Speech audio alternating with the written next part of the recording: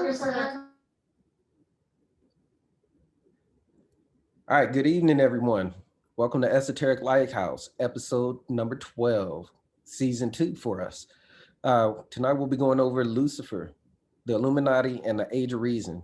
It's not going to be like anything you've seen or heard before in regards to these three different topics. So sit back, buckle your seatbelts.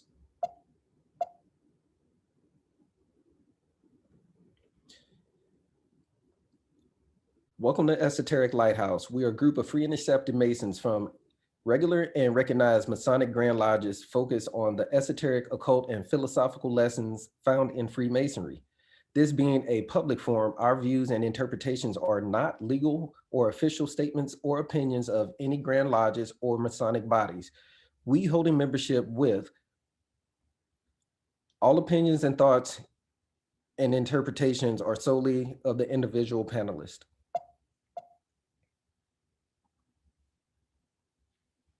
All right, Lucifer. Lucifer. This serpent refers to the rod of Elohim or Elohim that was delivered in his hand, as it is written. And Moses said to Joshua, choose us Anashim, go out and fight against Amalek. Moreover, I am standing on the top of the hill and the rod, the serpent of Elohim in my hand. Exodus 17:9.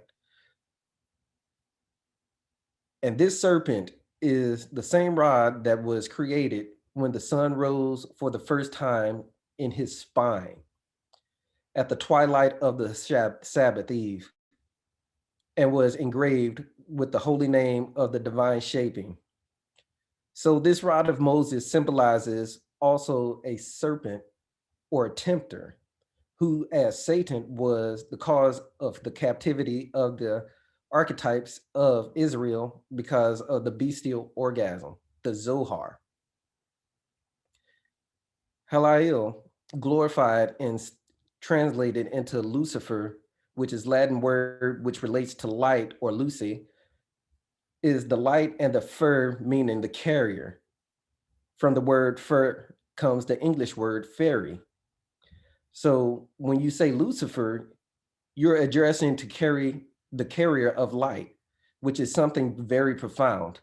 This word is not addressing as what people think a certain personage or an angel that fell from heaven and that is controlling the nations of the earth, because he was stated the staff of Moses, as previously stated, the staff of Moses represents the serpent and the tempter who was unleashed, and the plagues upon the people of the earth, which is symbolized in the biblical Egypt or Mizrahim in Hebrew. Lucifer continued, when someone is working with the Christification of himself with the fire of Lucifer, or with the staff of Moses, which is the fire and light, Lucifer is related to Eros, the sexual potency. All rivers run into the sea, yet the sea is not full. To the source where the rivers flow, there they flow again. Ecclesiastes 1:7. We have to understand that all those rivers that we are talking about relate to the fluids that we have in our organism. That is what we're all connected to. These fluids or forces that enter the organisms are related with what we call Lucifer, because all of them carry light from different modalities. That's why the Zohar states, as the light passes from one to another, thrown through the various channels between them, it becomes more powerful and stronger in its circularity course, similar to the blood in the veins of the body. Such in it is the region of on the high that gives rise to the light, to the 7 different colors, which in their totality and blend constitute the great mystery and that unknown something termed light. There are also 7 other different colors of light, which are the inflowing together and thus become blended, form the great ocean of light, which then streams forth from the seven different outlets, the Zohar. What we're talking about here is sensation. Lucifer represents a type of sensation. The Illuminati. To be illuminated is to be illuminated, one is to be awakened, not to be asleep, not to dream. It is it is rare to find someone who is awakened because this awakening happens slowly with degrees and it is working with the consciousness. The consciousness is before two paths. One path is for everyone, where everyone sleeps and dreams as know nothing, they know nothing of reality. The other path is one of the awakened ones. Those are the ones that state alertness and they are stating alertiveness and attentive. Those are the ones that are not sleeping. These are your Buddhas, your Jesus, your Krishna, etc. We will get there to that. Will we ever get to that level? I don't know, but something we should strive. It's something that we should strive for, or in our lives. We within our lives, we only gain 1/4 of an inch. Only, only the person who has the totality of his consciousness is awakened and is a true clairvoyant.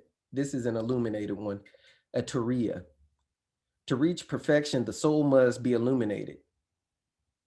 To reach illumination, the soul must be purified. These are the three stages which symbolizes which is symbolized in every religion. First, we must pass through purification. Second, we must be illuminated. And third, we must be perfected. The age of reason. Reason is the capacity of consciously making sense of things, applying logic and adapting or justifying practices, institutions, and beliefs based on new or existing information. Reason is the opposition of sensation, perception, feeling, desires as the faculty, the existence of which is denied by the empirist, by which is fundamental truths and are intuitively apprehended.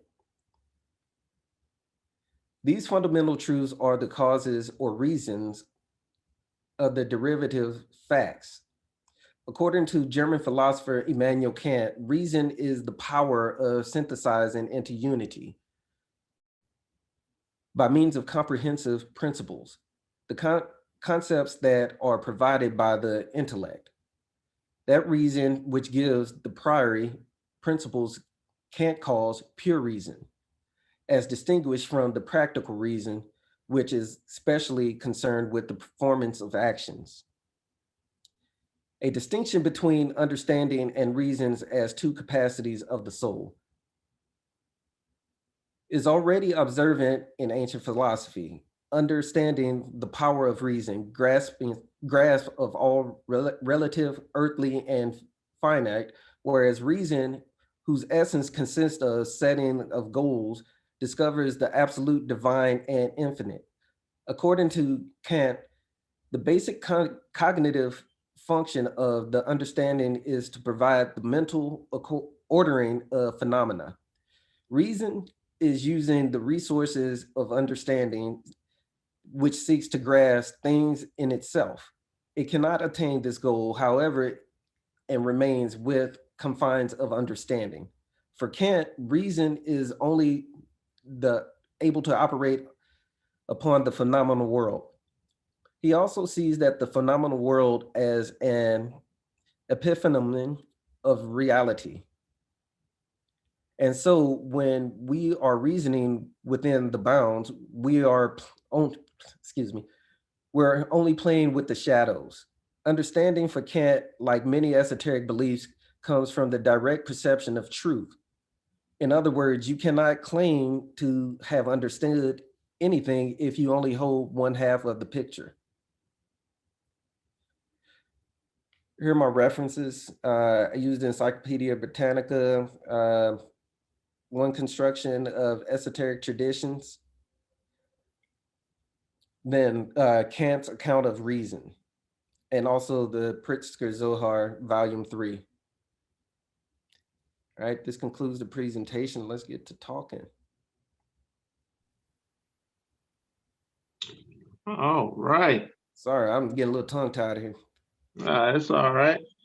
Well, this is a very good topic and discussion because first off, at some point in time, we have to come to utilize logic and reason and understand that a lot of these books that a lot of people focus their belief system around um, just does not equate in reality. And we have to understand that everyone, yes, has their own belief system and you're entitled to that, but you cannot allow your belief system to supersede reality. And if you can clearly see, utilizing logic and reason, that what you're reading from a particular book, no matter what it is, if it does not really work with reality, then it has to be something deeper to that belief system or those words on that page. Right. And it is said by H.P. Blavatsky and several other people that the symbols of the wise have become the idols of fools. And honestly, that's what's taking place. A lot of people are looking at the words on pages and characters in books in a literal sense versus in a symbolic sense to understand what is being conveyed to a people of ancient times and a certain uh, cultural significance and in certain forms of traditions. Those words and lingo that those people were using was known amongst themselves. Us 2, 3, 4, 5,000 years later are not accustomed to their form of lingo or their sayings or those slang words that they're utilizing to convey a message. I want to read something real quick, and this is going to be coming from The Secret Doctrine by H.P. Blavatsky. If you get your hands on this book, this is coming from page 70 of the first volume. It says, according to the Rosicrucian tenets, as handed and explained by the profane for once correctly, if only partially, so light and darkness are identical in themselves, being only divisible in human mind. And according to Robert Flood, darkness adapted illumination in order to make itself visible. According to the tenets of Eastern occultism, darkness is the one true actuality, the basis and the root of light, without which the latter could never manifest itself, nor even exist. Light is matter, and darkness pure spirit. Darkness in its radical metaphysical basis is subjective and absolute light, while the latter, in all its seeming and glory, is merely a mass of shadows, as in, as it can never be eternal, and is simply an illusion or maya. Even in the mind baffling and science harassing Genesis, light is created out of darkness, and darkness was upon the face of the deep. Genesis chapter 1, verse 2, and not vice versa. In him, in darkness, was life, and the life was the light of men. John 1 and 4. A day may come when the eyes of men will be opened, and then they may comprehend better than they do now. That verses in the Gospel of John that says, and the light shineth in darkness, and the darkness comprehendeth it not. They will see then that the word darkness does not apply to man's spiritual eyesight, but indeed to darkness, the absolute, that comprehendeth not um, transcendent light, however transcendental to the human eyes. Demon S dues and veris, the devil is now called darkness by the church, whereas in the Bible, he is called the Son of God. See Job chapter 2. The bright star of the early morning, Lucifer. See Isaiah 14 and 12. There is a whole philosophy of dogmatic craft in the reason why the first archangel who sprung from the death of chaos was called Lux, Lucifer, the luminous son of the morning, or the magnificent dawn.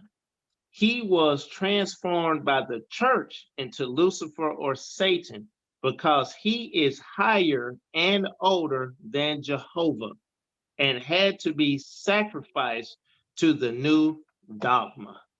So those who understand the truth beyond religious ideologies understand language. And the simple fact is the word Lucifer is a Latin word that simply means light bringer or bearer of light. So understanding that word itself, then you have to understand in Genesis chapter 1, when God is saying, where Yomer Elohim, where Yehi or where Yehi or, and God said, let there be light. That right there was the creation of Lucifer. That was the very first instance of Lucifer, because the word Lucifer is just a Latin word that means light bearer. So God himself itself is the one that brings forth light and is the one that is the bearer of light, which then is the Lucifer. When you get beyond dogmatic superstition and fear, then you understand simple ideology, you understand simple language, and you understand what is being conveyed. You cannot have light without darkness. Darkness is absolute, as said here. And we know this. When we look at it, the night sky is dark. Only way you can see the stars is because of the darkness. When you close your eyes, you're in darkness. When you pray to God, you're in darkness. Everything takes place initially in pure darkness. You're born out of your mother's womb, darkness. Seeds are planted into the ground to create trees and herbs, darkness. Everything that exists in life and what we perceive as reality that we know is science is proven to start, it's basically illusion or holographic. Everything is moving, all atoms are moving. But ultimately, all that exists that we see and realize as reality had to come initially from darkness. And this is why it says in the Bible, in Exodus, that Moses had to go far off into the thick darkness where God was. So we have to get away from this the spookism of thinking darkness is bad, and we have to get away from the religious ideologies that are honestly deceiving people because of ignorance of language. Once you understand language, then you will understand the symbols that the language is relaying to the reader what is being said. Lucifer is used only once in the Bible, in the English translation, KJV. It is used once only in Isaiah 14 and 12. When it was used, it tells you in Isaiah 14 and 9 that this is a proverb, a metaphor for the king of Babylon. It is not telling you that there's a such thing as Lucifer as a fallen angel. That was a metaphor solely for the king of Babylon. So when you understand that, then you understand there is no such thing as a Lucifer angel that fell from heaven and that now has been transferred to the devil or Satan. Satan is a Hebrew word that strictly means adversary. It means nothing else but adversary. The devil is a whole nother creation by the church. There's no mention of a devil in the Hebrew text. There's no mention of a devil in the Samaritan text. There's no mention of the devil in the Egyptian text. There's no mention of a devil in any Northwest Semitic languages anywhere. That is a later creation. So we have to get away from the spookism and enlighten ourselves and come to understanding what words mean, because meanings of words We'll see matter. if he wants to. He grown. Good job there, Brother House. So could I ask a question, Brother House? Yes, sir. Because I'm thinking about this is just a theory in my head though. If we talk about the light bearer falling, right? Could we possibly be referring to the fact that that potential energy fell into the root of man? Yes. Down by that Drop of sperm. sacral, Yes. the sacral vertebrae. Yes. Because we know in Eastern traditions, when we're talking about, say, India, for example, and what is called Kundalini yoga. And yoga just means that word is a Sanskrit word that means union. And that union means the union of man and God. That's what yoga means. Um, and Kundalini yoga, it speaks of utilizing certain postures and positions to activate what is called chakras in the body to energize a energy source from the root chakra all the way up into the seventh or the sixth to seventh chakra, which is in the mind.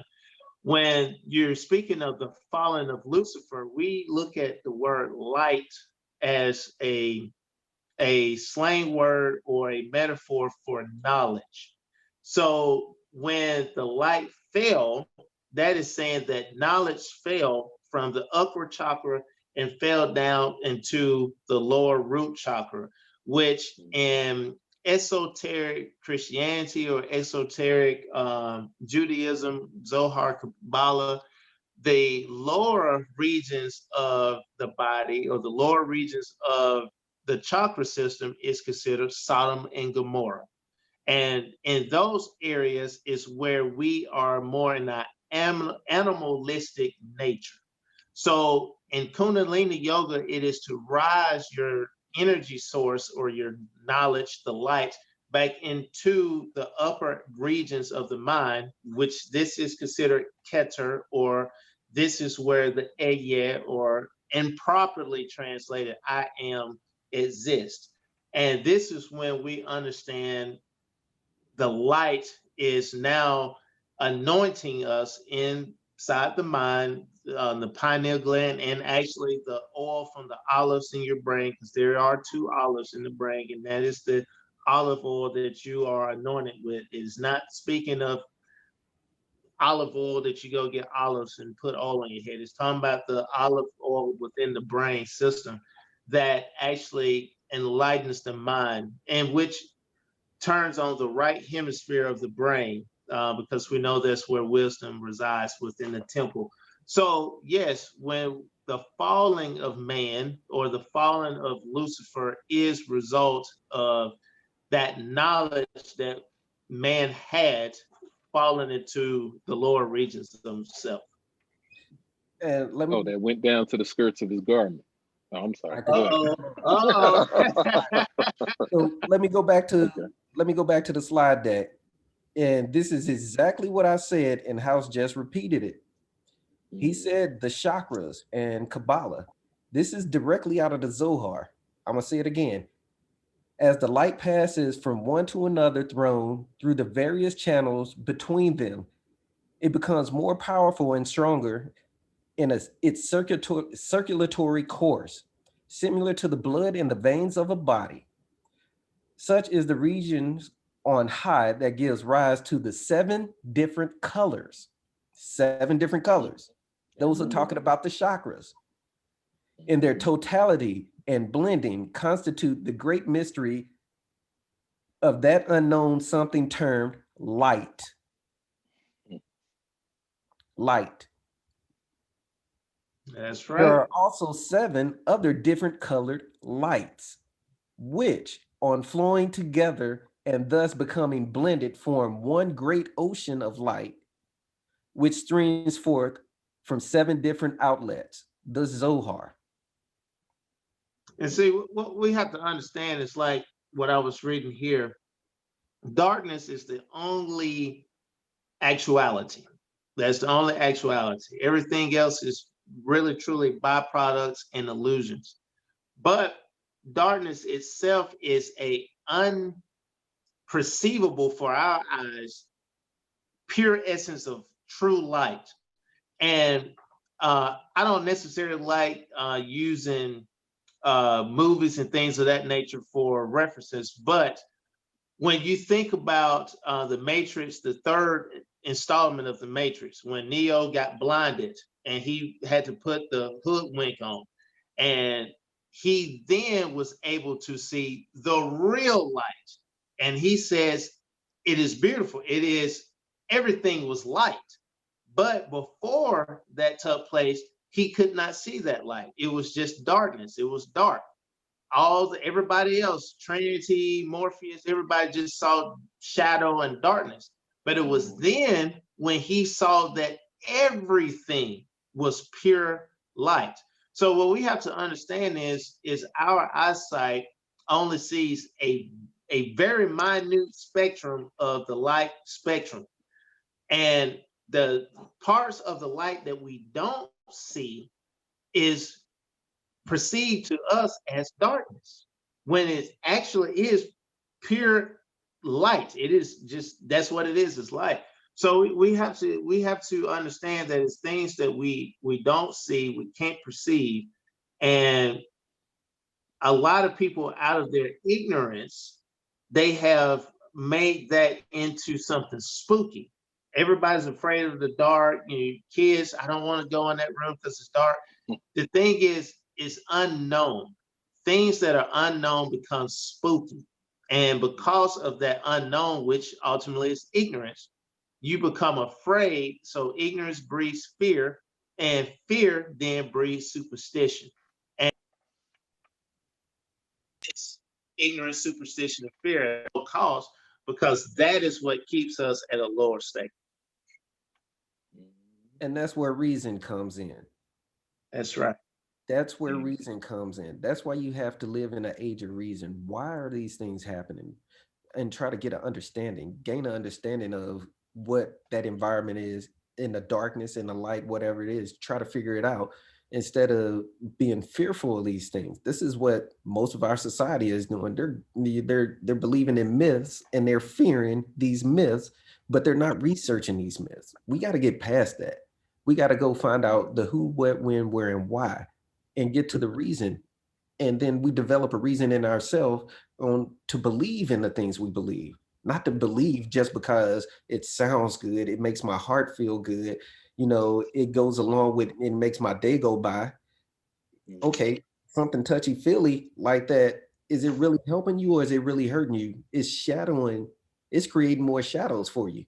It's creating more Yep. obstacles and roadblocks that you're going to have to surpass to get down to the real you.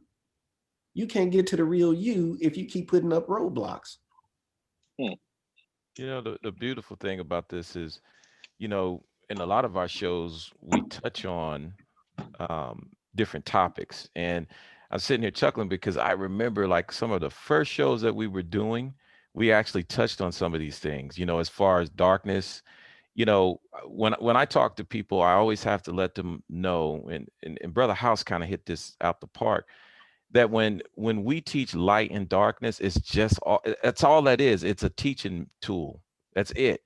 If you start to take that literally, you will get confused, because as we said earlier, and we talked about this in the earlier show, I know I had brought it up, light is nothing but it's energy that's moving within other energy. And from the disposition that we're in as human beings, it appears to be visible, but it's nothing but dark. It's darkness at the end of the day. And if you go back and you study the electromagnetic spectrum, you will find that visible light. I use this pen right here. If this was the whole visible or the whole magnetic spectrum, light would just be a little, visible light would be just a slither here on this on this pen. That's just how irrelevant light itself is when you look at the whole spectrum. But we get wrapped up into this light and darkness thing because I think since the beginning of time, they've always used it as a way of just teaching. But from a literal perspective, darkness, as Brother House said, and some of the other brothers on here already said, darkness is absolute. That's what exists, darkness. And you find peace in darkness. Some of them, again, I was trying to think of what I was going to say. I was like, God, man, these brothers didn't hit it all. There's really nothing to really elaborate on. Going back to I used to say to people, I said exactly what Brother House said, was that when you pray, you go into darkness. When you meditate, you go into darkness. When you're in the womb, you're in the darkness. Darkness is where peace is at. The chaos exists in light, but somehow it's been flipped on us. We tend to think of darkness as spooky. Oh, that's spooky. I'm not going in that room. It's too dark in there. But at the end of the day, darkness is where peace is at and tranquility, balance and harmony, and light is where the chaos takes place at. The perception of light, I would say, because light it's a perception, it's an illusion. It doesn't even really exist. And when everyone gets tired and ready to go to sleep, what do? They turn off the light. They turn off that light. Matter of fact, some people can't even sleep unless they're in darkness. Unless you turn that light. Yeah. Yeah. But light you turn them eyes closed. Yeah. But I like the light and darkness tool. It helps to get a person to a certain level. Once they're there, you can take them on to another level. But that light and darkness, it helps us kind of perceive things. But the problem is when you start taking it literal. I always use this analogy of the birds and the bees. The birds and the bees is a beautiful system of reproduction, veiled in allegory and illustrated by symbols. The problem with that is that 100 years from now, if somebody reads the birds and the bees story and they try to think that we were actually talking about literally birds and bees, it's going to cause confusion. Yeah. I think that's what Brother House was trying to convey today. Lucifer, this is a metaphor about a king, and it's nothing spooky, but it was made to be spooky later on. It was taken out of context, and then when people reference it, then people will go back to what they know, the spookiness, the out of context rendition of it, and they'll try to say, well, that's what I'll go back and say Albert Pike. I'll go ahead and say the dirty word here, right? Albert Pike was trying to convey. He was not saying that we was worshiping some evil, dark type spirit. He was just using the term the best he knew how, because he had a few errors as well throughout his works. The best that he knew how in his day and time, he was trying to convey. This is simply a term used for light. Yeah, and see, the thing is about the Albert Pike thing. If people read the whole sentence, he says, Lucifer, the morning, the star of the morning, isn't that a strange name to give the father of darkness? Yes. It was more of a rhetorical slap in the face. Like, if you understand what this word means, you would not correlate that with Jesus. Exactly, or darkness, or because the word itself means light. Yeah, right. Yeah. Then what people don't know, again, going back to the church, what happened in the church, you got two bishops, one of them named Lucifer. I forgot the other guy's name, but they got into an argument, and this is when they were transcribing the Bible. And he was like, oh, that's like me saying, hey, Charles, I don't like you. I'm going to put Charles in a book, and I'm going to put Charles' name in a book in a bad way. Then everybody going to look at Charles and think Charles is the devil. Yeah. That's exactly what happens.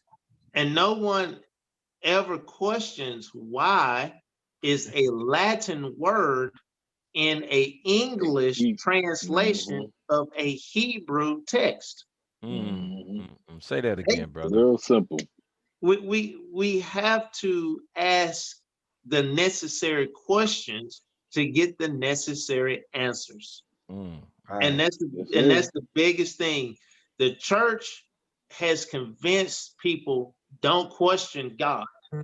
Well, the book is not God. The It's book is a book. It's a book written by the hands of men. And because it's written by the hands of men, that book, as well as other books, have mistakes. Yeah. And if anybody just opens that book and reads the very first page of Genesis chapter 1, the second page of Genesis chapter 2, you will run into two major mistakes. One Oh, you mistake, mean this one? yeah, in Genesis chapter 1, well, the animals and everything was made then Mhm. Adam. Well, Genesis Mhm. chapter 2, Adam was made and then the animals and then the vegetation. Something Oh, ain't right. we Well, a could lot go of the there too, stories, Brother House, where we could talk about the fact that he named her Eve because she was the mother of all things living. Right. yeah, yeah. So wait a second, how she come later, but she's the mother of everything? I don't know. But the beauty of it, if you understand the stories and what they're trying to convey, some of the stories are not meant to be taken literal, and that's what's hard to convey to certain people who subscribe to dogma without questioning it at all. The a lot of the writings, let's stick to Genesis. These are older stories. They were, if you go back to I think it was the Gilman epics. A lot of these different. Gilgamesh. There you go. Thank you, brother. These stories were borrowed from older stories coming from older cultures. And then once they came into a new culture, some of the names were changed, some of the story flow is changed, just kind of like when we tell stories.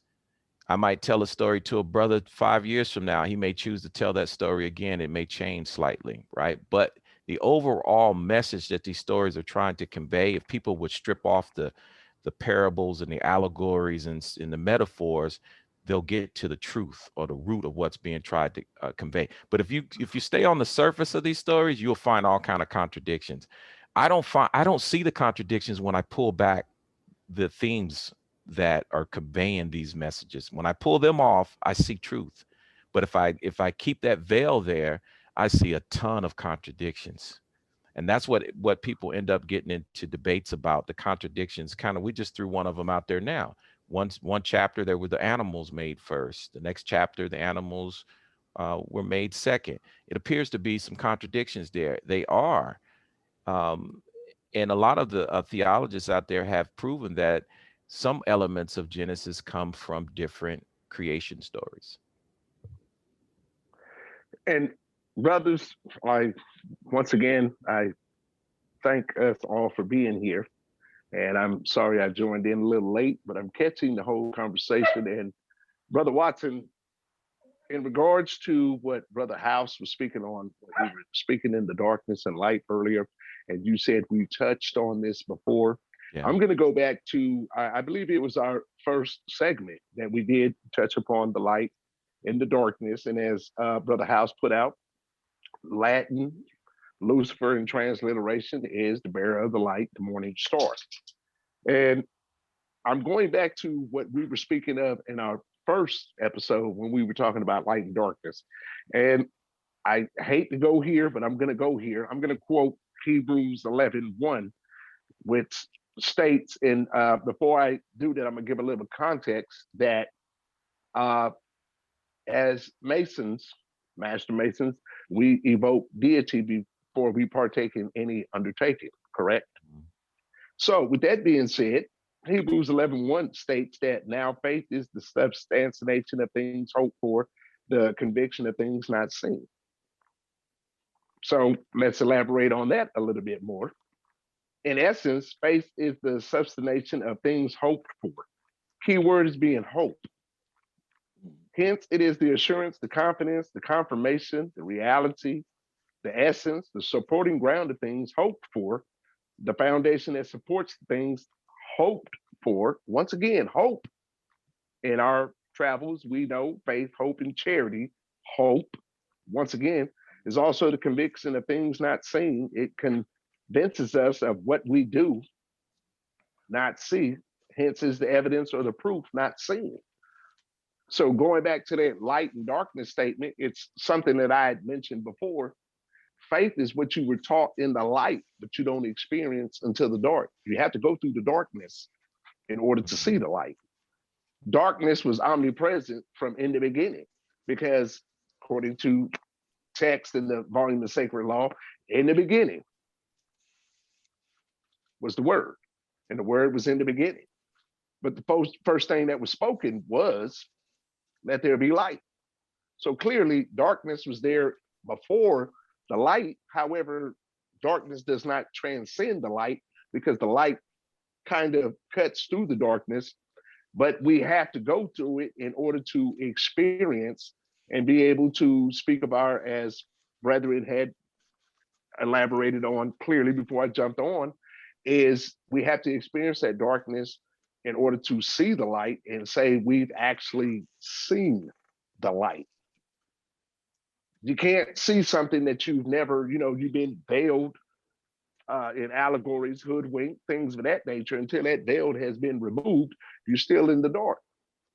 But once it's been veiled, then we're able to see the light. And light in our definition is the truth. So the truth has been revealed once that veil has been removed, and the darkness has been removed as we stand truly in the light. We were always taught growing up, let your light shine, things of that nature, because, in my travels, I can only speak for myself, is that now I have a deeper understanding and meaning of let my light shine, is my light is now cutting through the darkness. And once I cut through the darkness, that veil has been removed. That hoodwink has been taken off. Now I can see the light for what it's worth and what it truly is, by definition, based on experience and what I've seen. Because that's what my faith is based on the substance of what I've seen and what I've experienced. And those are just my two words and my thoughts. Powerful. Hey, Brother Phil. Brother Williams, can I throw something out there real quick? Yeah, I was just about to go to a question in the chat, but you go. Oh, okay. So essentially, and I know Brother House is going to appreciate this as well, when we use that name Lucifer, it refers to the morning star, as was mentioned. And that's the name for Venus. And we know that Venus, right? That's represented by that circle and the cross, but it also refers to the house of Taurus, right? So the house of Taurus, that sign Taurus, rules over the throat chakra, right? And when we dig into the Bible itself, that refers to Asher, right? And he was what do they say about Asher? That in Genesis 49:20 says that alludes to plenty, right? Stating in that verse. So exoterically, we look at Taurus as being a house of decadence or pleasure. But esoterically, we're talking about the throat chakra corresponding to the power of the word, right? So it's very interesting that we have Lucifer tied in to that. Now, the reason why Venus is called the morning star is that it precedes the sunrise by a few hours, right? So it actually comes before the sun rises. And of course, we refer to Jesus as the Son of God, right? If we want to say S-U-N, right? So what are we saying about Venus? Since it's actually that light that is visible before him, right? And then also we can see it in the twilight hours in the evening. Well, if you look at Venus, the alchemical symbol for Venus, like you said, it's a circle and a tau cross. That circle and a tau cross is nothing but the Ankh, symbol of life, which is shaped like the womb of a woman. So before the morning star, she's the morning star. She's Eve. Eve is the light bringer. She's Lucifer. Yep. Think on it. Oh, for sure. We on the same path, bro, because everybody always perceives Taurus the bull as a masculine energy. It's a feminine energy. Yes, all the way. Yeah. Let me hit on this question. We got a question from Brother Chris Leonard. He says, could the frequencies of light we can't see also be invisible. The frequency of light, I mean, it's from my experience and things I've researched, a frequency has something to do with a wave. That wavelength, those lines, they're invisible to our eyes because we're not attuned to that frequency. We'd have to be attuned to that frequency to be able to see that light. So of course it would be invisible to us on this plane or our wavelength or this frequency. So yes, it is invisible.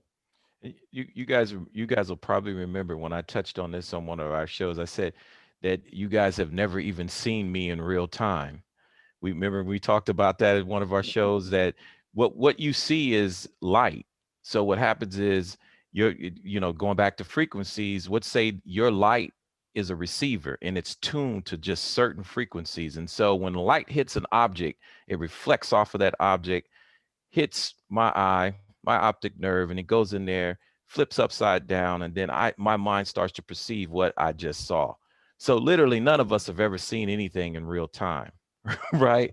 Because there's a slight delay there, a couple nanoseconds, milliseconds, or whatever it may be. And that's why you can't see anything in the dark, the so-called dark. When you cut the light out, when that frequency is gone, no longer vibrating in there, you can't see anything because your receiver, call your eyes, are tuned to certain frequencies. But the beautiful thing about all of this is your third eye is in tune with all those frequencies, right? These physical eyes of yours are limited. That's why all these different schools of thought, they talk about that, the cultivation of the mind. No matter what system you talk about, you guys touched on chakras. Brother House said it earlier. The chakra system is the same thing. You start from the animalistic part of you that just wants desires, and you rise all up. And the last thing he said your mind. At the end of the day, when you start to vibrate on with that third eye, none of these frequencies will be invisible to you. But as long as you're looking through these two eyes right here, then you're only tuned to certain frequencies, and that's that visible light. There's you just reminded me of a Jain slash Buddhist sealing practice that they did back in the Mhm. day, and people still do it, where they seal off all the orifices in their face by putting their fingers in, closing, putting your thumbs in your ear, Right, right.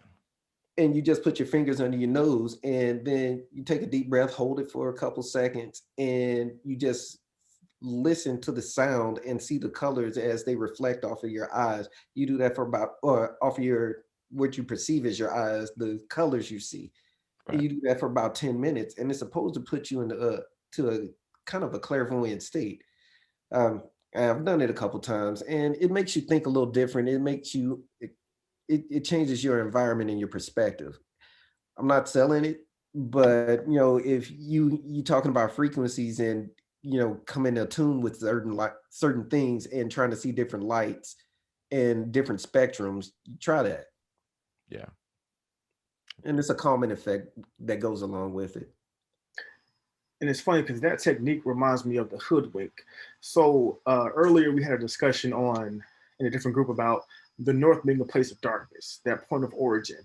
So if and I'm sure many of us can recall uh, when we actually became Masons from that first interdependence degree, when you go back into your memory in the dark, you start to remember every time you saw a square and compass. You remember every time you saw a point within a circle. You start to become aware of what you discover in the darkness that now you're able to perceive that you've been made aware of light. So I think about how light only pierces through the first 100 feet or 100 meters of the sea. And in that range, there's only so much to be found. But once you go down into the darkness, which is ever present, omnipotent, there's so much more to be discovered. Look into the night sky, we see light because that's the visible light we're able to see from the starlight, the moon, the sun's reflection. But the further you go into that darkness, there's much more to be discovered. So for me, it is as though while we are aware of our senses, the light tunes those senses to make us more aware of what's to be found and discovered in the darkness. Just my little piece on it. And just something you made me think about is when you look at your body, you look at your head and with your shoulders and your torso. You got the east and west on your shoulders, then you go south, that's your lower region, then you go up north, that's in your head. You can look 360, well, not 360, but throughout your peripherals in every way, but you can and see other things a part of your body, but you can't do that with your head at all. You can't see the top of your head. That's real north. That's true north. That's the darkness there. And where do we go to there? We go to meditate. We go to pray. We go to think. Uh, all of these things that uh, bring inspiration, they come from the north, which is in our head. When we close our eyes and we sleep, that's where inspiration and everything comes from. That's north. And as long as, again, the tools that we use, the light and darkness tools, they're good once you understand their tools. That's it. You know what I mean? Like, I get it. Light is supposed to be truth. Darkness is ignorance. I get it. Mhm. But these are just tools to help us start to perceive certain levels of awareness. That's all those are. And I think people get lost in those tools. Again, they really believe that light is some benevolent and then darkness is something malevolent. But in actual reality, as we said here, darkness is absolute. The only reason we are even talking about light is because you're walking around in this meat suit called a human body, and the receptacles, the receiver that allows you to see things is your eyes, and your eyes are tuned to a certain frequency to be aware of certain things. It's just from a human's disposition that we're saying, oh, there's light out here, but all there is absolute darkness. That's it. And you make a valid point there, Brother Watson. And I want to expound and go back on what you had said earlier when we was talking about sight, the refraction of the eyes and the light. When that refraction hits the eyes or the retina of the eyes and we perceive what is light, all it is a perception of a mirror image of what we call reality, or Exactly. it's our reality. Your reality is different from mine, as well as Brother House, Brother Williams, and all the brethren in L. Is when that light retracts and it bounces back, what we perceive to be the light is that mirror image of essentially us seeing ourselves in the light as we've, conquered the vastness of darkness. But if you still remain in the dark, because as Brother Williams had pointed out earlier, him and yourself and us being military vets, uh, we put that infrared on, you see beyond things in the darkness, but them things that you see, it's kind of like that, when you drive that car and it says objects in a mirror appear closer than what they are. Yeah. It's a mirror image of what you reflect in the dark through that vision of the light. So it's from that point, once we perceive it or our perception, we have to make sense of it and define what that reality is, because that's how we perceive it in the light. And all the different schools of thought, again, I keep bringing this back to this thing. They talk about getting back to the mind, the third eye. It all goes back to that, because in reality, and we talked about this in the early series as well, is we talk about five senses. You really don't have five senses. What you have is receptacles. These things receive things, but they're always are going to be deciphered by the mind. So literally, when I get light from my eyes, it's going to come up into my mind, my brain, and it's going to be decoded. My brain, mind, however you want to call it, if you want to say they're synonymous, will tell me what I see outside. Hearing, I hear sounds will vibrate inside of here, but it's going to go back to the brain, and the brain has to tell you what you just heard. Same thing with touch. When I touch something, they can actually did in certain parts of the brain, and you can touch all you want, you won't feel anything. So at the end of the day, the one thing that keeps all of us attuned with our outside of us is the brain. And some say the mind, they use the brain and the mind synonymous. I know there's a lot of debate about that when you're talking philosophy compared to science. Science always says, where is the mind? Science says there's a brain, but we can't detect this thing called a mind. Philosophy says the brain and the mind are synonymous. So I don't want to go down that road. If you want to call it the brain, that's fine. If you want to call it the mind, I guess for the sake of this discussion, I'll just call it the brain. But the ancient schools always got back to the highest aspect of our nature was up here. And I think Brother Williams, I came in a little bit late. Brother Williams had a slide up about reason. At the end of the day, I wrote something down that said reason is an opposition to sensation, to sensation. So a lot of us, and I hear brothers say this in some of the Facebook groups, they say, get out of your feelings. You're always in your feelings, right? And so at the end of the day, reason is supposed to be what guides us, not necessarily sensation or emotion, but our ability to reason. You touch something, and the question is, did I really touch that? What did I really touch? Did it really feel that way? That is who we are at our highest, the highest aspect of our nature. We're questioning beings. We doubt everything. That's the reasoning aspect. And for some reason, the dogmatic schools of thought have deadened our ability to reason. They have told us that it is a bad thing for you to use the greatest gift that the divine has ever given us, which was our ability to reason.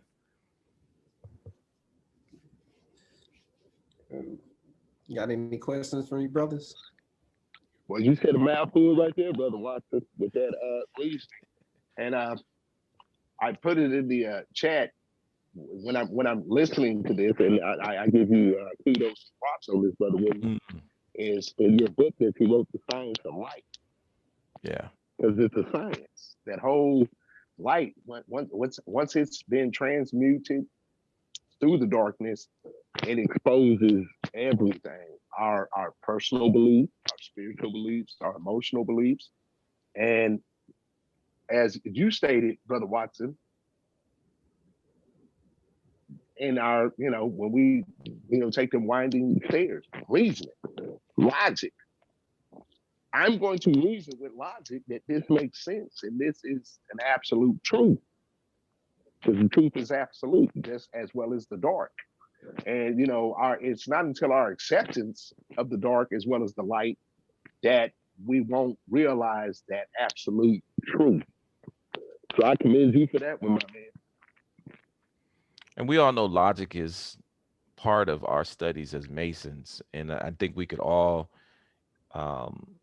use it a little bit more. You know what I mean? And then reason also is there. People don't catch it. They say, "Well, no, we're taught to study logic," but reason is the actual methodology in which you apply logic, right? So you can't apply logic without the vehicle called reason. And if you go back to the definition of prudence, the Masonic definition, you will find reason and wisdom in that definition. So as Masons, we are taught to use logic, and the vehicle that we make logic useful is the vehicle called reason.